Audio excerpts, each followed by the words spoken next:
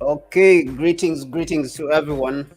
We are live today, the 11th of September, uh, 2022. This is the 36th week of the year. And as usual, we are here to talk about our continent.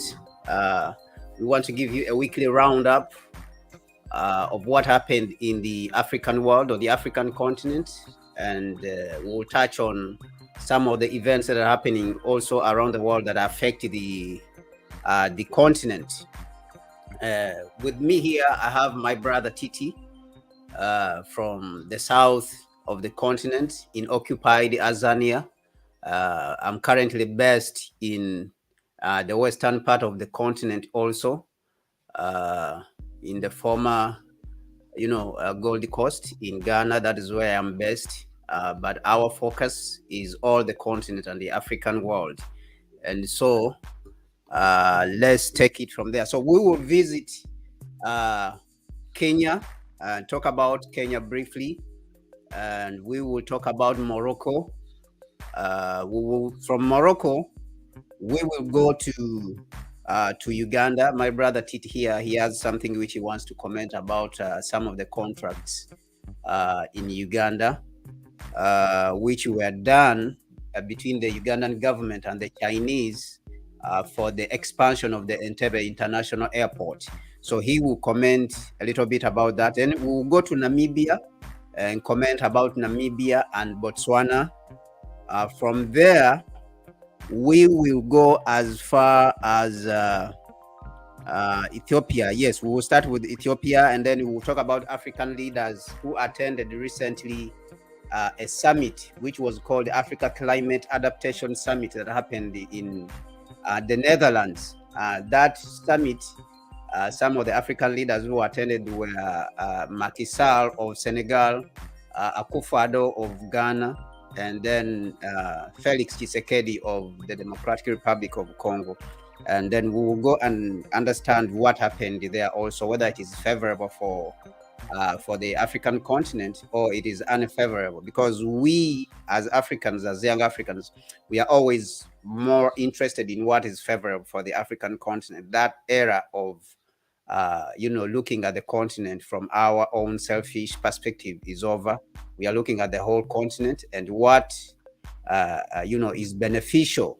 We think that African leaders should engage in only activities and summits and conferences that are beneficial, strictly beneficial to the African continent. First of all, the interests, our interests as Africans, should be on the table first before they even board a plane to go out there to talk about conferences with other people, or engage in conferences with other people, or any kind of summits.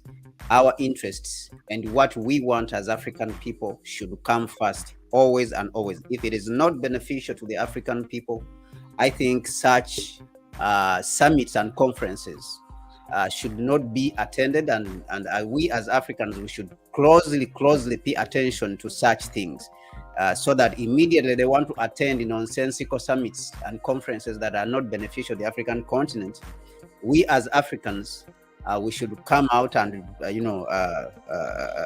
and reject and criticize it and say this is not beneficial to us as Africans. So we will start from my brother Titi. You are very welcome. You want to say a few words before we proceed? Yes, thank you. Um, okay, thank you. No, I guess just to say hi to everyone who might be joining us or listening later. And also, yes, we will be touching on what you have listed and a whole lot more, really, because what is happening in Kenya with Raila and with Odinga and Ruto is also happening in Angola with the MPLA and UNITA. It's basically the same thing. And Yes. I mean, in Angola, the MPLA is said to be winning. UNITA is against the results. And also, I guess we can also touch a little bit on the resurgence of hostilities in Libya. And yeah, we'll bring it home. And yeah, it's great to be here. Yeah, thank you very much. We also had last week we had a situation in Somalia also. A number of people died. I think it was around 19 to 20 people also.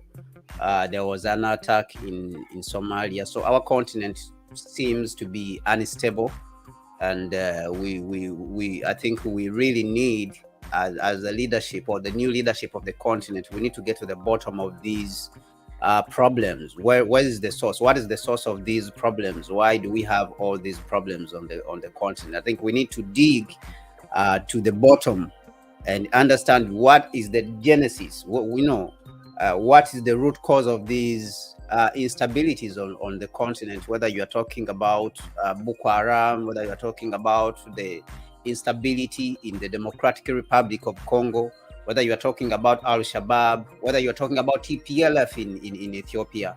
So all these instabilities and the ones in Libya, who brought about these instabilities and to whose benefit are these instabilities on our continent. So let's kick it off with the situation in Kenya. In Kenya, what happened during the beginning of the week, the start of the week, is that President Ruto, a week earlier, had contested President William Ruto, who is the current president, accepted president of Kenya, Kenya, which is considered a powerhouse, economic powerhouse of East Africa. Was sworn in. President William Ruto was sworn in. No, he was not sworn in. He was elected as the president, and he's about to be sworn in. Yes. So, but when he won this election, uh, uh, he the election was contested by his rival, who was Raila Odinga. Raila Odinga is 78 years. President William Ruto is around 55 years, and he will be turning 56, in December. So on my side as a youth, I was so much inclined, on the side of, President William Ruto, because we have been having this challenge that the continent is being governed by very old people, to some extent, who we think are out of touch with the realities of the continent. They don't understand the needs of the continent. Looking at the continent, as it has been mentioned in the past, the 35 years people, between the age of 35 going downwards, the youth, they occupy around 70% of the continent.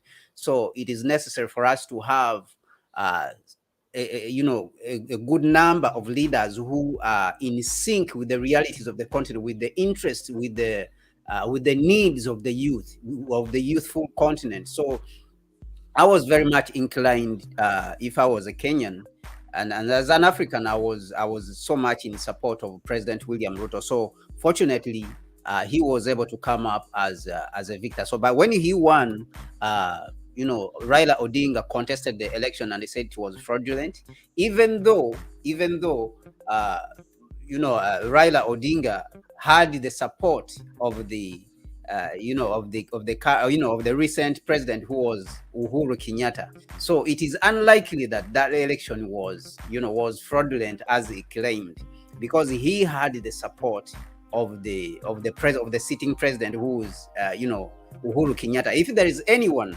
who could have or should have claimed that the election was fraudulent, I think it should be William Ruto, because all these guys were against him. The sitting president was against him.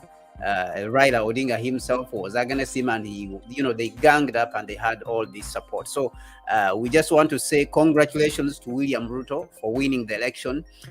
But when the election was contested in court, the Supreme Court looked into the results and looked into the claims which Raila Odinga was presenting, and the evidence which he was presenting as to why the election should be repeated or should be annulled. And the Supreme Court said this is not enough evidence. There is no foundation, there's no fundamental, there's no strong evidence to show that there was fraud in the election. So we want to congratulate the president elect of Kenya, President William Ruto, and we want to ask him to bring a Pan-African perspective into his leadership, because the time for unifying our continent, passed long overdue in 1963. That is when it was supposed to happen. So we need that kind of leadership. We need Pan-African leadership. We need leadership which looks at our continent in its entirety, so that you are concerned about the problems that are happening all over the continent. Mali, all these problems in Somalia, which is very much close to Kenya. We need to be concerned about all these problems in Burkina Faso. All these problems, even though you are a president in Kenya, you should be concerned about the stability of the whole continent. Unless, my brother TT, you have anything you want to add on this situation in Kenya? Yeah, well, yeah, you've outlined it quite comprehensively. So I think I can just add a little bit to say that I think about a month ago when we had Africa Roundup, I had mentioned that in one of my forums, I had told the guys that side that African problems do not give credence to leadership.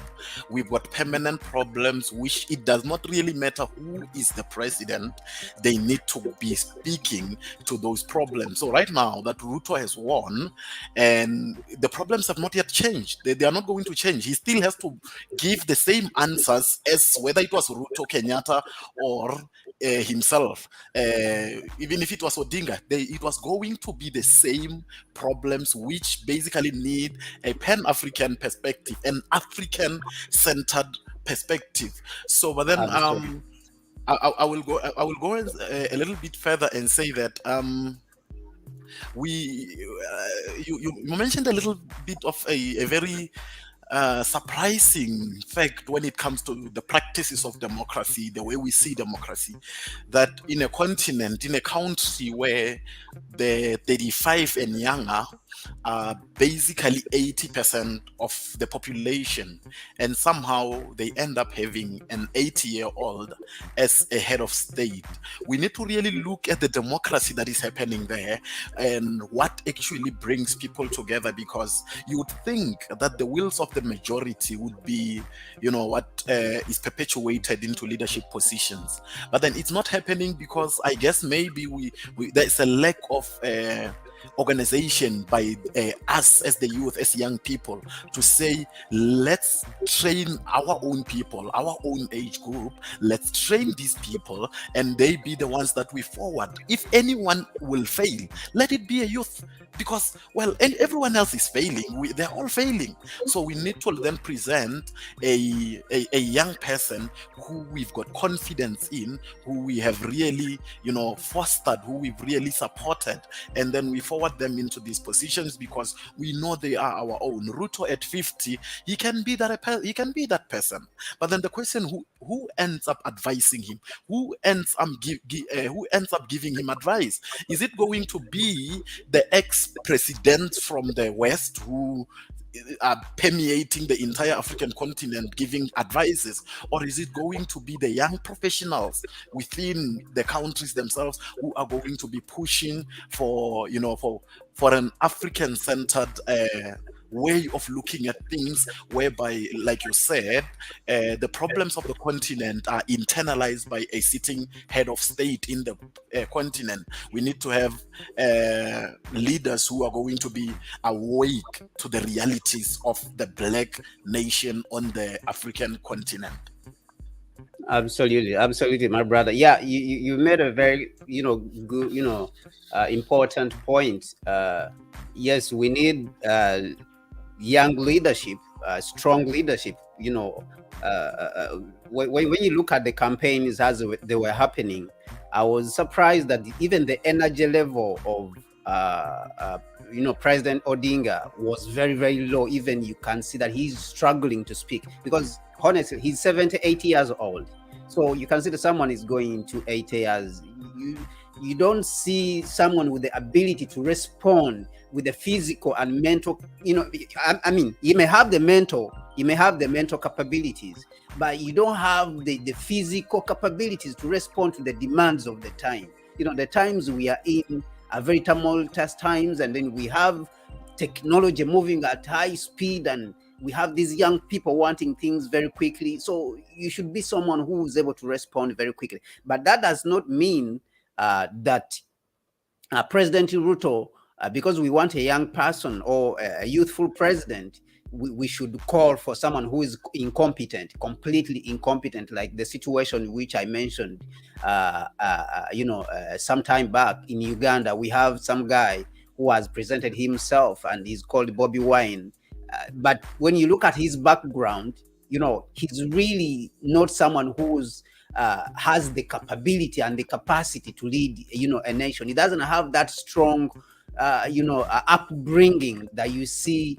That maybe you can talk about an economic policy and he understands it, or you can talk about ideology, and he understands. He doesn't really understand all these things even when you mention them. So, but I have faith. If you look at the track record of William Ruto, he has been the deputy president, to President Uhuru Kenyatta, and when you look at his outlook, I think there is some dot of Pan-African outlook within him, and I think that outlook needs to be fostered further, needs to be encouraged more and more. So that is what I would say, regarding that issue. So we will go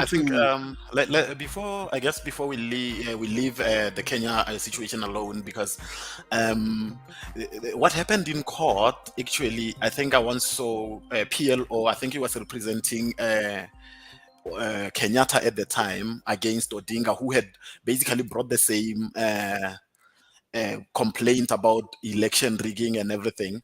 And like one of the arguments which were made by PLO, is that in 2014? I think that's 2014 and 2020. Yeah. So one of the points which was brought was that each and every election has its own, it's not 100% hyped. Each and every election will have a percentage, a margin of error. The elections can never be 100%. Even you can see what happened with the elections between President George W. Bush and Al Gore. You can see even Donald Trump, he was contesting the elections, that the elections should be annulled because there was rigging. So even these countries who have all the money, they have way imperfect elections, which are even much worse than ours when you look at the situation. So a country like Kenya, which has been around democratically for just a couple of years, to be able to conduct elections in the way we are doing, even the whole of the African continent, it is amazing, that we have been around just for 60 years, but we are able to conduct organized elections in that manner. Look at the United States; it has been around for more than 300 years. The democracy, the so-called democracy, has been there for more than 800, more than 300, 200 years, but they cannot conduct, a very good elections, which you can say that people are satisfied.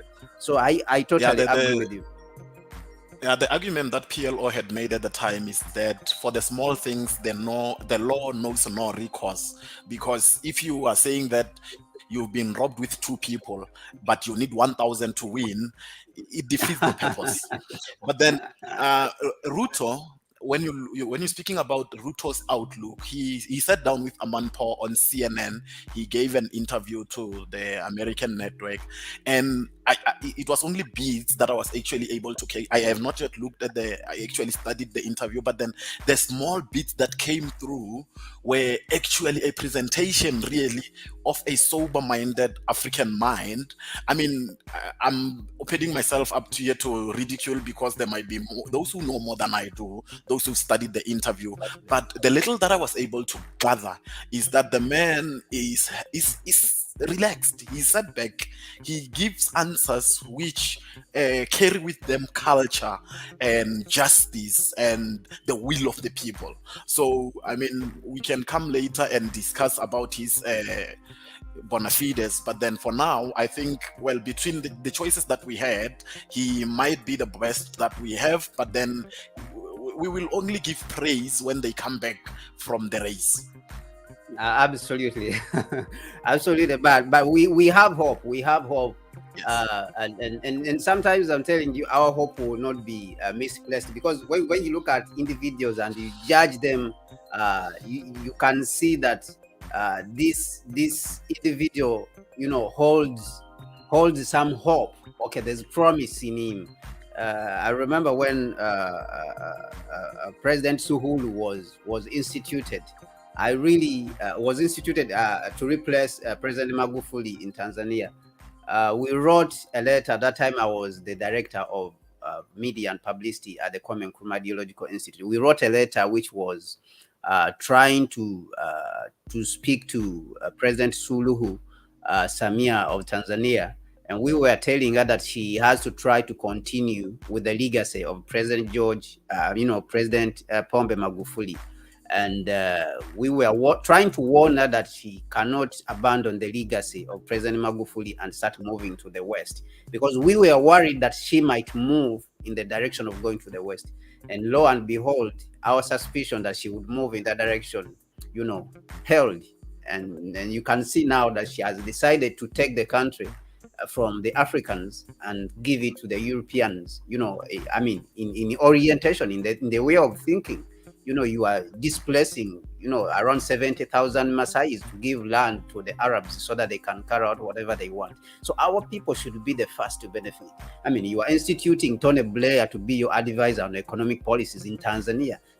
This is what Tony Blair, who is a criminal, a war criminal in Iraq, where they killed more than 1 million people. So these are the things which we constantly talk about. And I think that sometimes our suspicion is not really misplaced. And I think that I've been watching President Ruto myself, and I think that he could be a good president.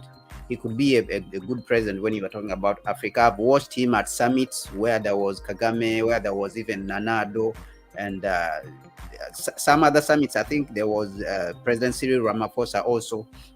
And Ruto was there trying to deliberate on issues of trade policy, economic policy, and you could see that he presents ideas in a Pan-African way, and in an African way. I mean, trying to say that we need to refine our products, we need to process our products, we need to add value to our minerals before we export them. So that kind of outlook, I think, is are very, very important to the African continent and the African people in general. The other thing which I want us to talk about from there is the situation in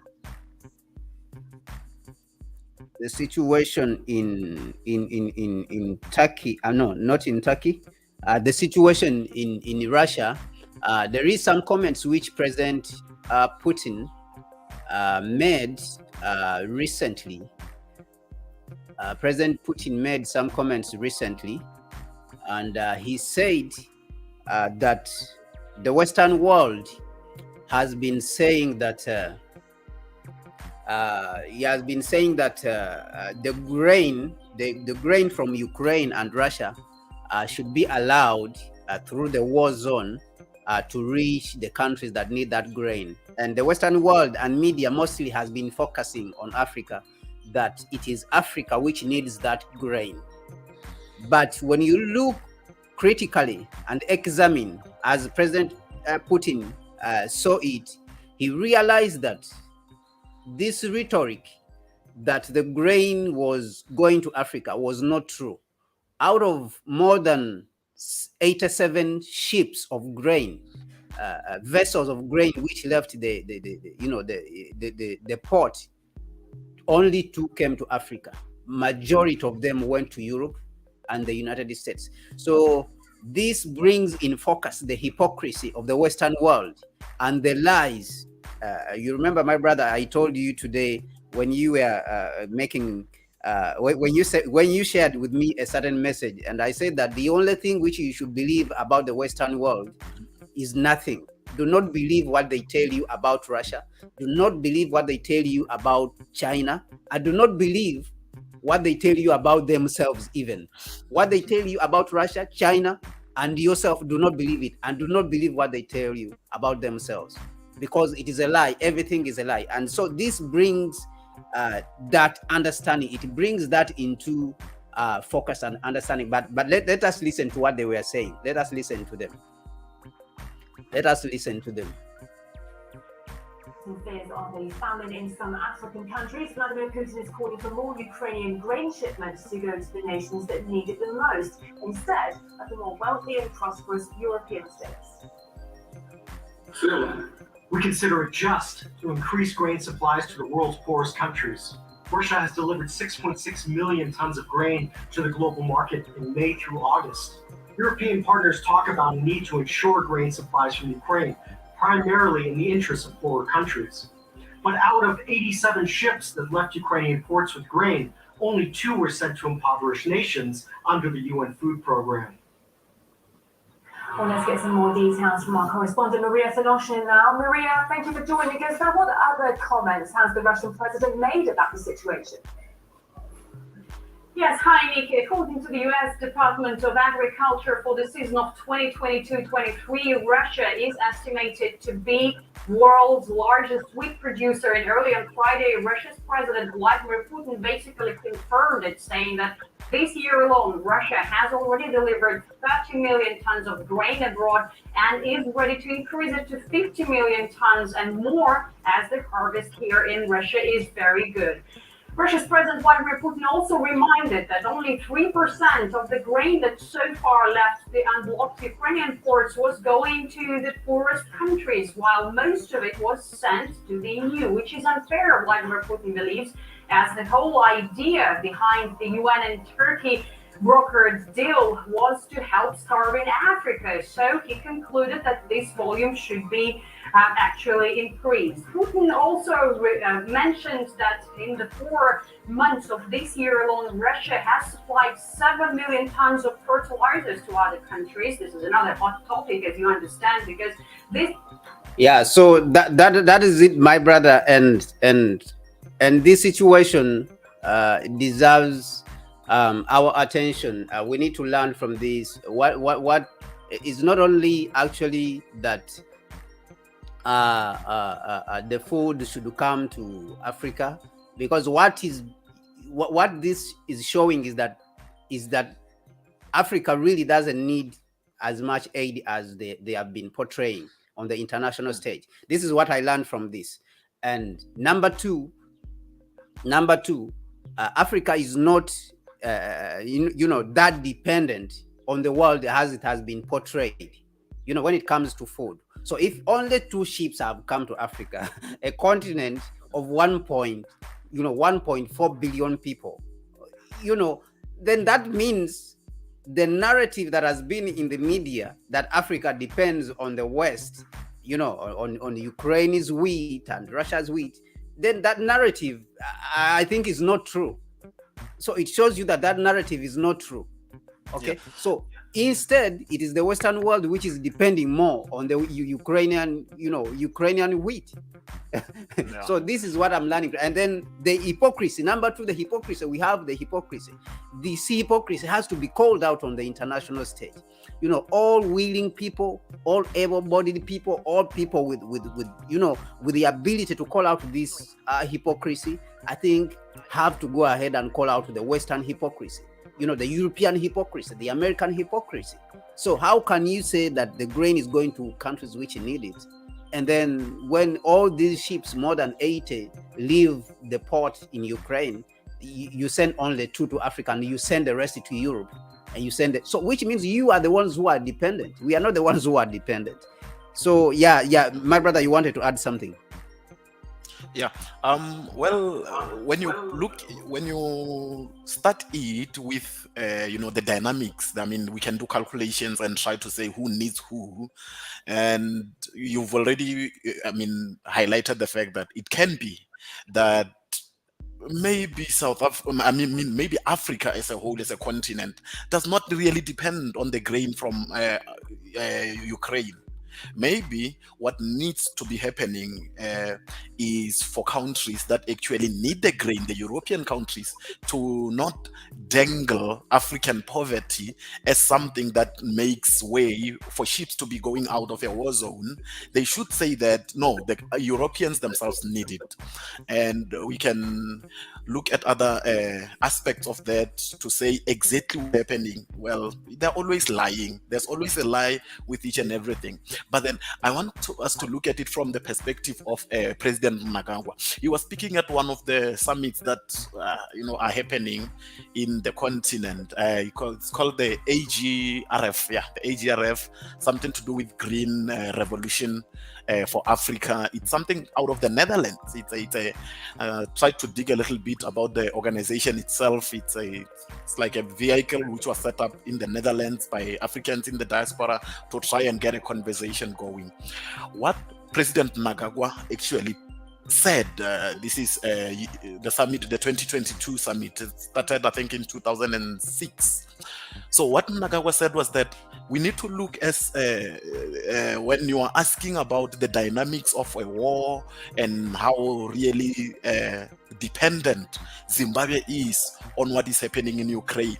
He said, yes, of course, we used to be importing from Ukraine, but as of this year, the yield, and this was actually published a while back to say that the yield of the grain that is produced by Zimbabwe was actually 13 months, meaning that they could feed the population for 13 months with the yield that came. So they were basically food dependent. It did not take 10 years for them to become dependent on their own productions, to say that they've got food sovereignty, whereby they don't need any stability out of the continent. Mnangagwa did say that we need to look at it from those perspectives of saying that as much as Europe sleeps when there is sanctions in Zimbabwe. Europe does not care of the fact that Zimbabwe is being sanctioned. Europe sleeps. So right now, when there is a grain when there's a grain shortage and Europe is not sleeping, he did say that as Zimbabweans, we are not losing any sleep over the grain instability that's happening. And we need to all just keep in mind that this is the most basic, this is like food sovereignty, food security is the most basic of a functioning nation, because a nation without food security descends into chaos, descends into instability. So we do seriously need all the presidents who were there at the AGRF to be taking lessons from Zimbabwe. What did Zimbabwe do? How did they do it? Can we also do it? Can we reach a point whereby we import only the bare minimum and we export firstly intra-Africa trade? And I think that is what AGRF was actually publishing out there, to say that no, if you need grain, Zimbabwe might have a surplus. I mean, when it comes to be that we need to open up, make more concessions, it's going to be that 13 months in Zimbabwe of wheat can be sacrificed to be 11 months, because we do know that in the interim, there is going to be another harvest. So Zimbabwe can be able to help the entire SADC with grain, given that there are plans in place to replenish the wheat production. But then at the end of the day, yes, it's like that. We become pawns. We become pawns, really. So I guess Zimbabwe is actually inching away from the pawnship which they were placed in. My brother, to add on what you said, actually, for me, I consider it ironic that the white man for a very long time has portrayed it as if in Zimbabwe, if the white farmers don't grow food, then the African people in Zimbabwe cannot grow food. So the farms in Zimbabwe can only be productive if they are in the hands of the white farmers. And I think this is something which is really very ridiculous, because majority of the African countries, there's no whites. They are not the ones who are leading the farming. Well, you can talk of Uganda, you can talk of Kenya, you can talk of Ghana, you can talk of Nigeria. The white farmers are not the ones who are leading there. So to claim that Zimbabwe was a bread basket when it was given to President Mugabe and then he destroyed the country, I think that is a very ridiculous claim, and it is an insult. It is not only a ridiculous claim, but it is also an insult to the African people.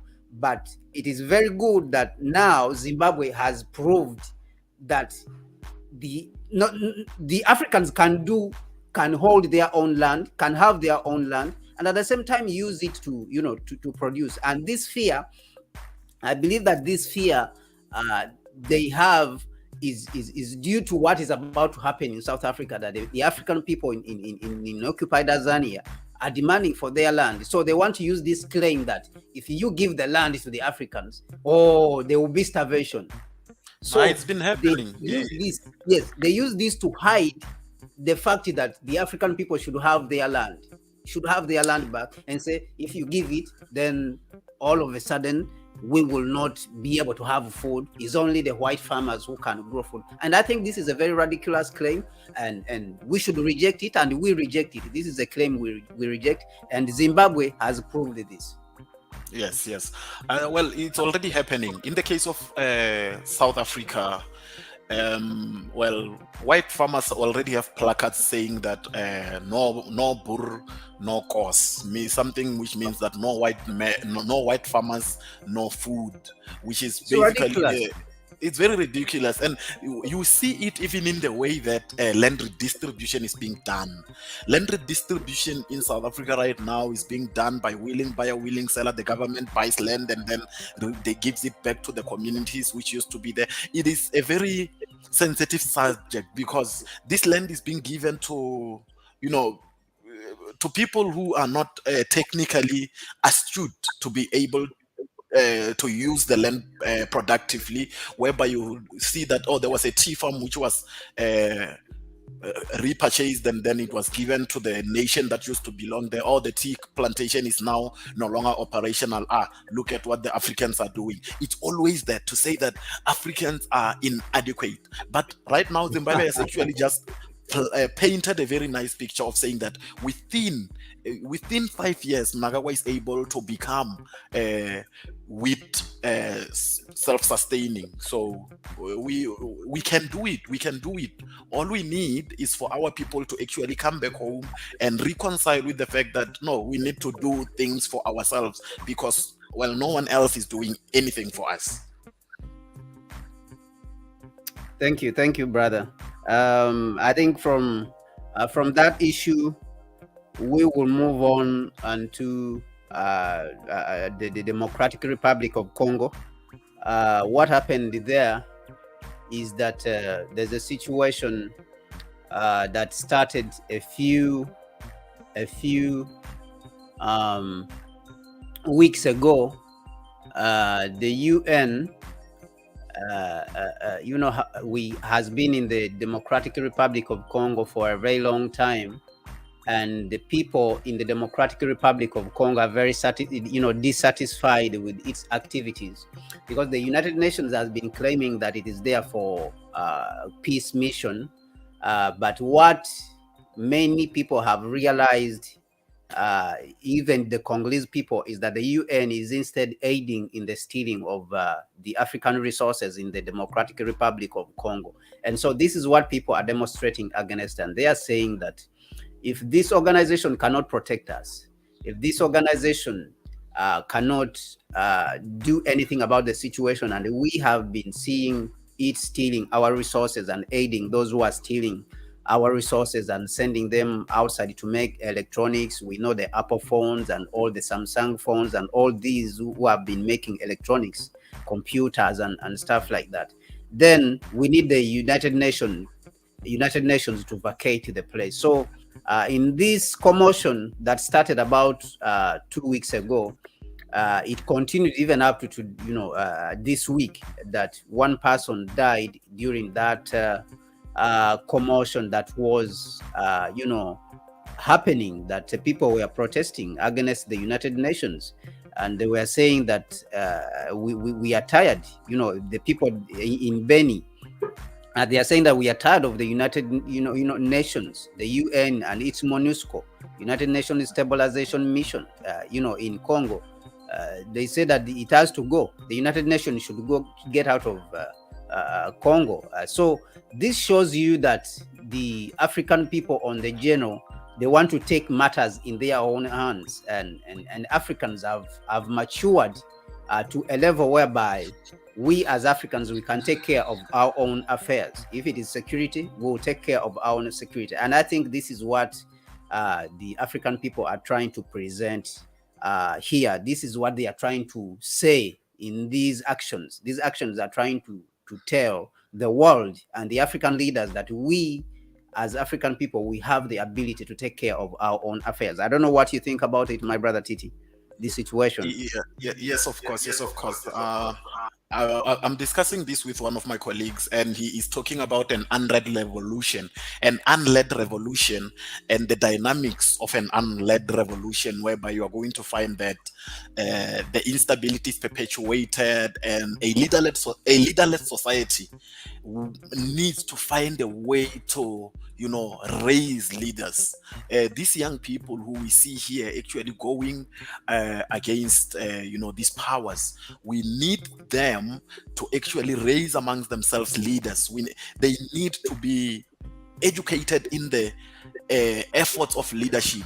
Yes, of course, Africans must do things themselves, and I guess we need to be very crass about it, to say that there's a quote from Laurent Kabila. It's actually a title of a book, Dancing in the Glory of Monsters.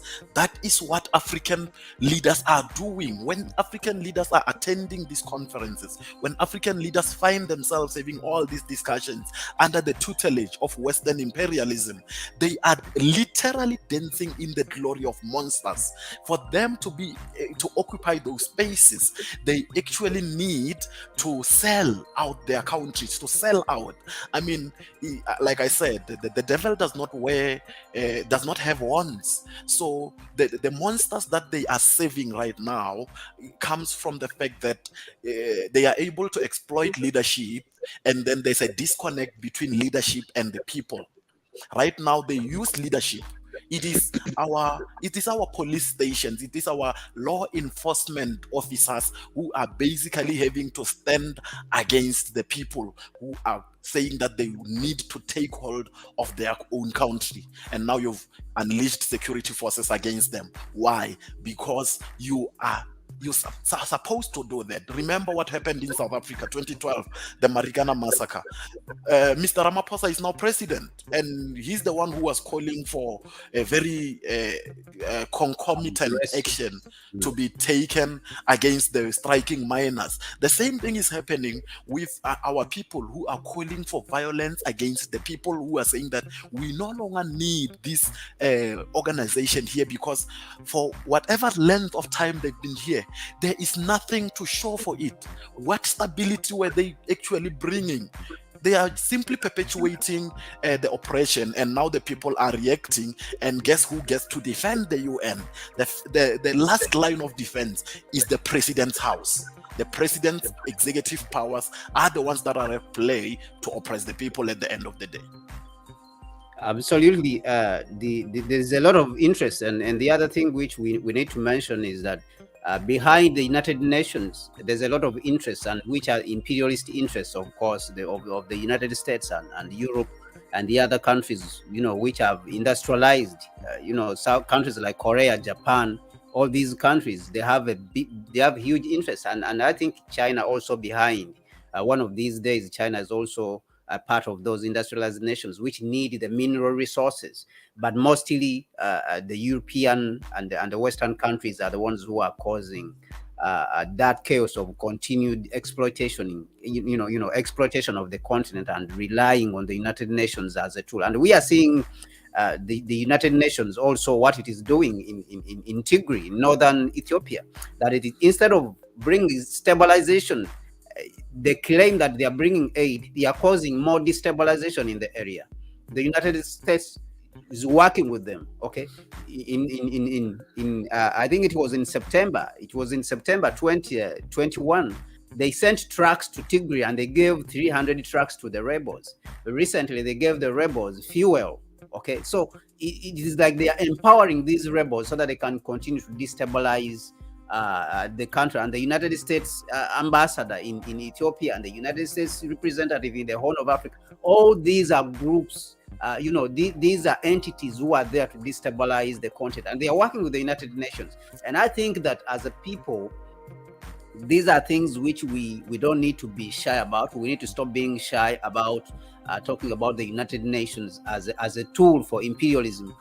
Looking at its history in the Congo, the fact that it was involved in the murder of the first prime minister of the Democratic Republic of Congo, Patrice Lumumba, and they have continued to destabilize all the other parts of the continent. We are talking about Ethiopia right now, that they are aiding the rebels. They are aiding the terrorists instead of working with the government. And I think that we need to continue in that direction of calling them out. We need to to stand together with the people, the African people in the Democratic Republic of Congo. All Africans need to stand together with them and say that the United Nations should vacate the African continent. We also need to stand together with the Ethiopian people and say that the United Nations should get out of Ethiopia. And the United States and its representatives, they need to get out of these areas, because they have instead turned into agents of destabilization, tools for destabilization of these areas. That reminds me, we are supposed to say Happy New Year to our brothers in Ethiopia. When you look at the Ethiopian calendar, today is a New Year's Day in Ethiopia. So we want to congratulate all of you who have been able to finish the past year and have been able to come into the new year. So all our Ethiopian brothers all across the world, in Ethiopia and all across the world, we want to say Happy New Year to you, and enjoy your New Year celebrations. So we will go to Botswana. We want to go to Botswana, and Botswana, and I hear Botswana and Namibia, they signed a pact, and they said that they want to scrap the need for passports between their countries, which is a very good development. On one side, if you look at it, it is a very, very good development, which Botswana and Namibia came up with. And we want to thank the presidents, President Masisi and the President Gainob, for this, development. It is very late, but nevertheless, they say better late than never. So we think that the whole African continent, the passport requirements should be scrapped all over the continent, not only Namibia and Botswana. I understand that in East Africa, it is already ongoing. This type of project is ongoing, whereby people don't require passport. They require only identity card in East Africa if you want to move between Uganda and Kenya, Rwanda, Tanzania, South Sudan, Burundi. So now even the Congo, Democratic Republic of Congo, has been added also. So if you want to move between these countries, you really don't need a passport. You just need your identity card, and you can move around these territories. And I thought that this kind of arrangement also is present in SADC. So I'm surprised that they are just announcing it even right now. And this is the reason. This is the very reason why President Nkrumah was against these regional bodies of SADC, ECOWAS, East African Community, because he understood how things will be operated in a reluctant way. They will slow down the progress of the African continent. So we have the East African Community, the other side, has already allowed the citizens to move. And I think I hear ECOWAS also has allowed, as they were even progressing to the level of establishing a single currency in ECOWAS. Before France came to interrupt that project, they were establishing the ECO, and France came in to interrupt that project and killed it. But they are still on the table trying to negotiate. So France used Ivory Coast and used Ouattara their puppet in Ivory Coast to kill, to slow down the progress of establishing a single currency for the ECOWAS, for the West African region. The currency was supposed to be called ECO. So Nkrumah saw the challenges that would face these countries and these regional bodies, that we would leave space for imperialists to pass through and be able to disturb our continent and penetrate through the continent. And that is why Nkrumah discouraged these bodies and said we should immediately go for a union government. So I think this is the very, very, example. This is a very good example when you are talking about Namibia and Botswana of what happens when we don't listen to our visionary leaders. That Namibia now is trying to implement a no passport movement between them, Namibia and Botswana.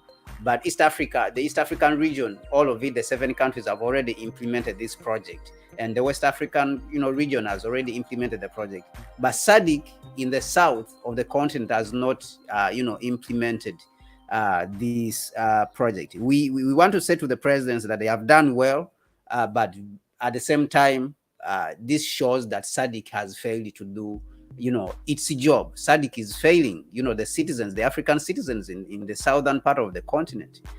This is my outlook. This is my personal opinion and outlook. I don't know what you think, my brother.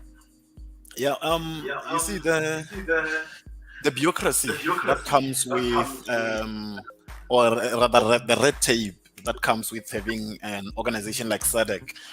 You'd ask yourself that the 2 countries wanted to have this agreement. It could have been tabled at SADC, and then they being the only 2 signatories, and then over time, it could be expanded with more and more signatures. But it's not happening. Why? There is a sense in which somebody must have had the presence of mind for that.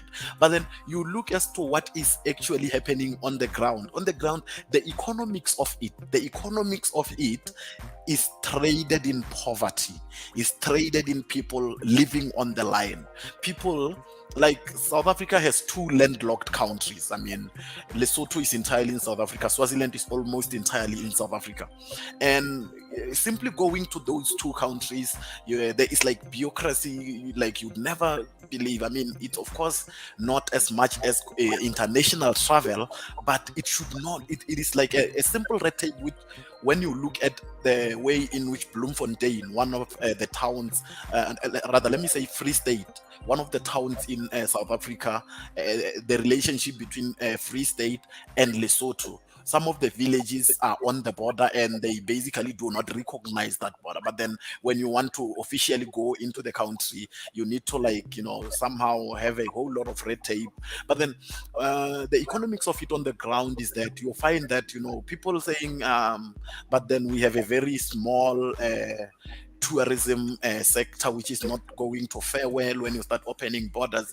But that is the fear that Nkrumah said, that we are going to get comfortable with our little things. We are going to get comfortable with the crumbs that have fallen down, and we will forget that the goal is that we are one. We will forget over time. We are forgetting. Even the people on the ground now end up being used as tools, because now when you open a small tourism industry and then they say that they are going to open for people to go into Lesotho, you're looking at your government to say, why are you not protecting our what do they call it, the industry? Why are you not protecting the industry? But this industry is being protected from your own people when you're looking at the bigger picture. So what is happening is it's really disconcerting when you look as to what other presidents are discussing on the continent. I mean,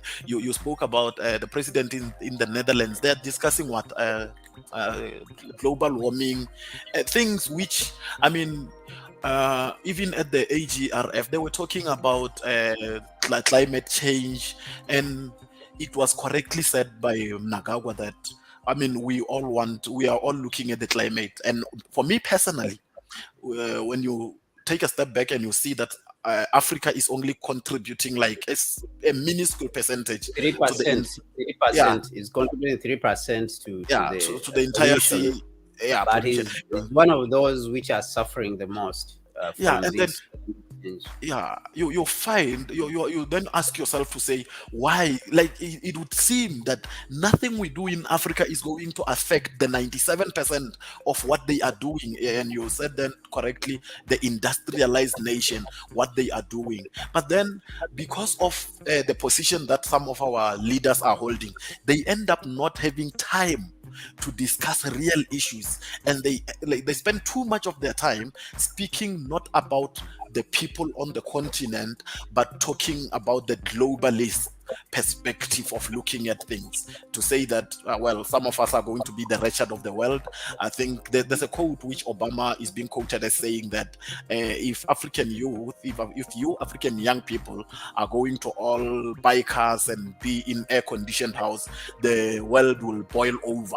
So meaning that we basically have to suffer forever, because otherwise the 3% that we have will then boil over. Our presidents, our leaders spend too much time around nonsense, and every now and then they get their marbles in a row, and then we get an agreement like this. And let's hope, because it's a wish, they are signing an agreement to do something. Let's hope that they actually do implement it, that they are not interrupted. Like you said, France had to interrupt in ECOWAS, so let's hope that they are not interrupted. And when they are interrupted, they will need the will of the people, they will need the support of the people on the ground.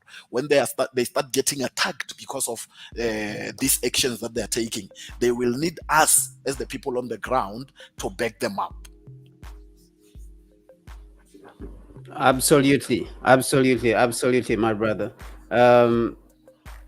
I think I'll touch on that when we are talking about the issue, that issue of how African leaders went to the Netherlands to attend the Africa Climate Adaptation Summit, which was organized by the Netherlands. We know that the Netherlands was one of the first colonialist powers, because before the Netherlands rose to power, Portugal, before it rose to power, there was Portugal, and then Netherlands came, became a European power, and then Britain came.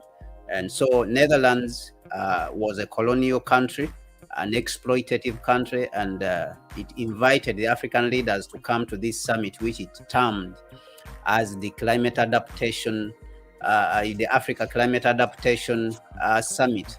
And at this summit, it was supposed to have the raising of funds, which were going to be used by African countries, to combat climate change. So that is what happened over there. In Morocco, we had a situation whereby the ambassador to the Israel ambassador to Morocco was recalled on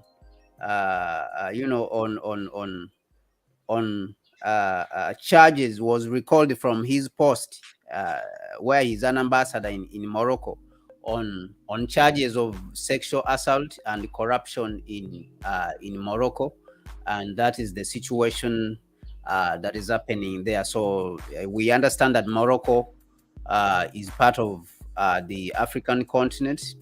There's always claims and attempts by the Western world to look at Morocco as part of, as part of the Arab world, as part of the Middle East. And I think that it is very important for us as Africans to stand our ground and say that this cannot stand. We will not, agree with this characterization and this categorization of Morocco and claiming that is part of the Arab world, as they claim. Even Al Jazeera, I see that they wrote about it, and they say that Morocco as part of the Arab world. The United States has of course been using Morocco. That is why you see that is one of the countries in this region where the Israelites have an ambassador, even though they don't have ambassadors in many of the other parts, because Morocco became the third, as Al Jazeera is saying, third Arab state to normalize ties with Israel under the United States brokered deal in 2020, joining the United Arab Emirates and Bahrain. In return, the United States under former President Donald Trump recognized Morocco's claim over Western Sahara. We understand that Western Sahara has for a very long time also have been seeking independence, and Morocco claims ownership to that territory, and the people in Western Sahara who have been recognized by the African Union as an independent state. And the Morocco itself at one time actually came out, decided to leave the African Union or the Organization of African Unity because of the way the African Union and Organization of African Unity was supporting Western Sahara to gain its independence. So these imperialists, they think that if they want something, they do it. They can do anything they want. So Trump came in and convinced the leadership in Morocco that if they support Israel and they normalize their ties with Israel in Morocco, then he will recognize, their claim onto, the United States will recognize their claim onto Western Sahara. And the African Union and the African countries have not recognized this. And so Morocco went ahead, and I find it a bit disrespectful also on the part of Morocco for them to disregard the African Union and their African brothers and take on and do what the United States wants. So this shows that you don't regard what your brothers are trying to say, or what your brothers, the position they hold. You don't regard it. So I only regard the position which the United States, holds. So it is very unfortunate, but that is what happened in Morocco this week. So to go back on the issue of the African leaders attending in Netherlands, what was supposed to be called the Africa Climate Adaptation Summit. African leaders went and attended, like I said, the chairman of the African Union Commission, the chairperson, not the chairman of the African Union, the chairperson of the African Union, who's the current president of Senegal. President Macky Sall was there, President Nana Addo was there, President Tshisekedi. Those are the three African presidents who were there, and the other presidents, they sent envoys, ambassadors, and so on. What happened at this summit is that the European countries never turned up to this. Not even one European president turned up to this summit, even though it was organized in Europe. And this in turn enraged the African leaders who went to attend, to the extent that they also made some comments about this situation. And let me bring it up so that we can hear what the African leaders said about this situation. And there is also a certain measure of arrogancy when it comes to these Europeans, as recently the foreign minister, Madame Foreign Minister of South Africa, recently, Madame Pando said that these Europeans have adopted, an outlook of bullying. They are trying to patronize bullying, whereby they tell Africans they should do this and do that. But when it comes to the needs, Africa's needs, where Africa comes in, and Africa is talking about these needs, then all of a sudden they adopt a certain strange language. They adopt a certain outlook which tries to say, like what this first vice president of the European Commission said, that it might seem very strange from an African perspective, but it is always what is closer to your own that worries you bigger. It worries in a major way than what someone else worries about. So what he's saying is that they should not attend the European, this Africa Adaptation Climate, Africa Climate Adaptation Summit. It doesn't concern them. So when they, in a few months ago, when they were running around our continent and claiming that we should support them on the Ukraine issue, so they think that that is our issue. For us, we should leave our things which concern us, to the extent that even Macron came to Cameroon and claimed that Africans are hypocrites, that we are hypocrites because we did not support them. We are not supporting them in the issue of Ukraine. So Africans are hypocrites. Those are the words of President Macron, and what he said, that it is hypocritical for Africa not to support Europe on the issue of Ukraine. But it is the same area where such a man is saying these words after they themselves, they invited us that we should come to a summit, a climate change summit, and we should participate. So when they did not participate and they were questioned, they said that summit doesn't concern them so much. It's not a priority to them. So they are concentrating on things which concern them. So this is where the hypocrisy for us comes in. And like we said, when we were starting, we said that the hypocrisy of the West should be called out, and continually we should continue to call out this hypocrisy and say this hypocrisy is unacceptable to us as Africans. You cannot continue to talk about human rights at the same time you are killing millions in Iraq. You cannot continue to talk about human rights. You are killing people and destabilizing countries. You are talking about peace and stability. You are destabilizing Libya. You are destabilizing Syria, Afghanistan. You are destabilizing Somalia. You are destabilizing Ethiopia. You are destabilizing all over the world. But at the same time, you are talking about peace and stability. You are talking about, climate change, how it is important to go green. Let us go green. But again, you are switching on coal plants. You are the same person who is sanctioning yourself from Russia's energy and switching on coal plants to continue the pollution of the environment. And at the same time, you are telling Africa that Africa should adopt policies of clean energy. So Africa should not mine coal, Africa should not mine oil, should not drill oil because it will pollute the environment. So this is where this hypocrisy, comes in. And I would ask the African leaders to disregard whatever the Europeans say, whatever the Americans say, whatever they say about anybody else, and whatever they say about us, and whatever they say about themselves. I think the African leaders have to adopt this kind of outlook and disregard it. They should listen to when they are saying, they should hear them when they are saying, but they should disregard it and leave it there. And they should come back to our continent and develop our continent. Even when they are invited to such, summits, I think our African leaders should, to a certain level, refuse to go. And that is why majority of them refused to go, I think, because there was only 3 heads of state after inviting majority of them.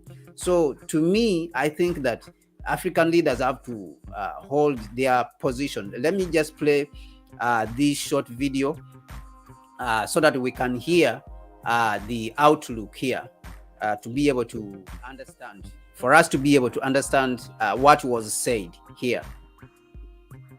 The West worries a lot about losing ground to Russia in Africa. At least that's what a confidential internal EU report shows.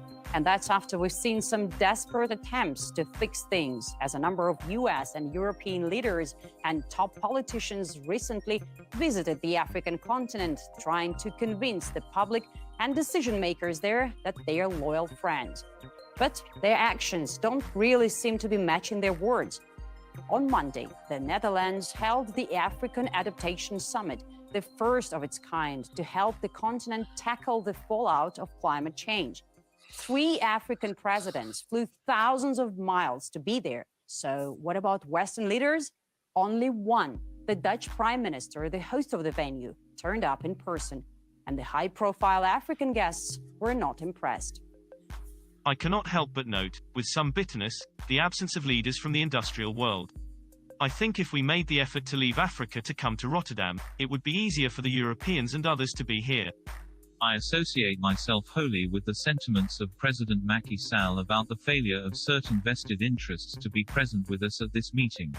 It is my turn to also deplore the absence of leaders of industrialized nations. Strong words. The snub by Western leaders seems even more unacceptable given that their nations are responsible for the majority of carbon emissions in the world, as the African participants pointed out. Because these are the main polluters of our planet and it is they who should finance adaptation. The African continent has the smallest impact on climate change, but paradoxically suffers the majority of its consequences. In fact, Africa is only responsible for 3% of global carbon emissions, and yet it bears the brunt of the climate crisis as the most vulnerable continent. Despite having contributed the least to global warming and having the lowest emissions, Africa faces exponential collateral damage, posing systemic risks to its economies, infrastructure investments, water and food systems, public health, agriculture, and livelihoods, threatening to undo its modest development gains and slip into higher levels of extreme poverty. The perceived disrespect of Westerners wasn't the only topic on the agenda. Some of the promises industrialized nations made but have failed to meet were also discussed. We find that Australia, Canada, and the US continue to fall massively short on international climate finance. The US is overwhelmingly responsible for the climate finance gap, having provided just 5% of its fair share in 2020. Although its economy is 40% larger than the European Union's, it provided only 1/12 as much climate finance. But are any of those countries even listening?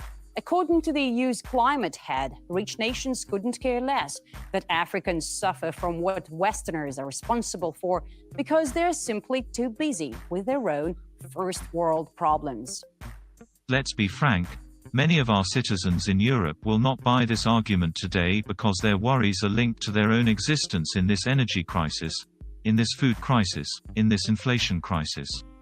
This might seem very strange from an African perspective, but it is always what is closer to your own worries is always bigger on your agenda than someone else's worries. A controversial statement at a time when Western leaders are telling their own citizens to be prepared to ration energy, cut their food consumption, and perhaps even freeze because of the very sanctions they imposed on Russia. While the fact that Africans are literally dying due to Western policies isn't alarming enough for them to take action.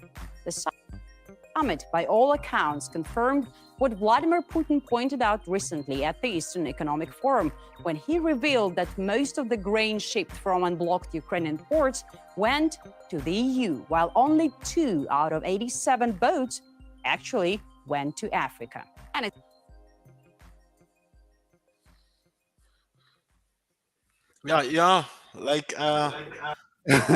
What do you think about this, my brother? So you can see there's a lot of disrespect for the Africans, and at the same time, these people think that they can boss Africans around.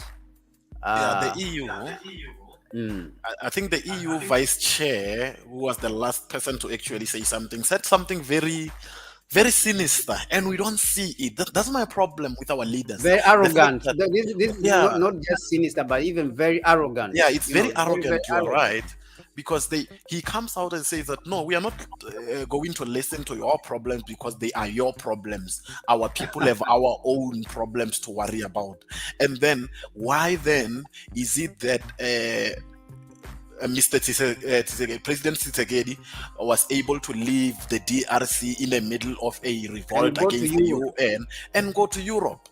And why is it that President Sali they're asking for money, like literally they are there asking for temporary money to sustain their presidency. That is the problem we have with leaders who are short-sighted, because they are going to take money that is beholden and they will impose certain restrictions on the developments that can happen on the continent. Because guess what? Each and every coal station that we might be able to close as an African country right now, in 10 years time, 15 years down the line, we, just like the Europeans, are going to have to open it up. But we cannot open it up because there's an agreement that says we are not going to open it up. So what is happening right now is that you see the extraction of our minerals and our oil, it might be looked at as very necessary for development, but I've always maintained that if the only thing that we can do when we are extracting minerals and resources is to sell them, we do not deserve them. We are squandering the gifts of the great gods, really, because we are supposed to be developing, but no, we are extracting. They are not saying that we should stop the extraction of coal. No, only that we have to sell it to them. That's what's happening right now. South Africa is actually exporting coal to Europe right now, has increased the exportation of coal to Europe. Why? Because now they need it. When the time comes and we need it, we are either not going to have it, or we will be beholden, because a certain administration signed over our sovereignty. They signed over our decision making to external powers, and now the entire nation has to suffer the consequences of one person, because not even one person. How it works is that the extraction and sale of raw materials will be enough to enrich a certain group of people in a country or in a nation, but it will not develop them. It will only enrich a number of people.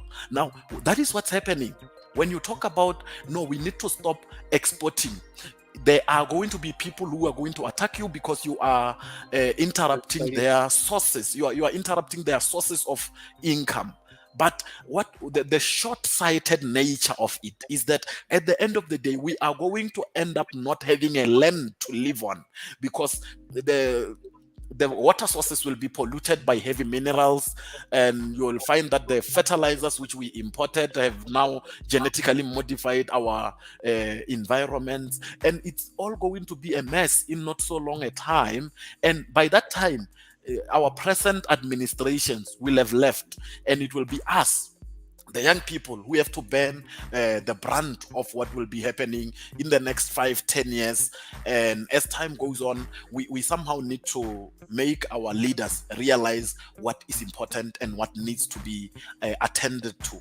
It cannot be said that the chair of the AU is going to the Netherlands to discuss climate change when there is an uprising in Congo, when he is basically presiding over the break of a nation in Ethiopia.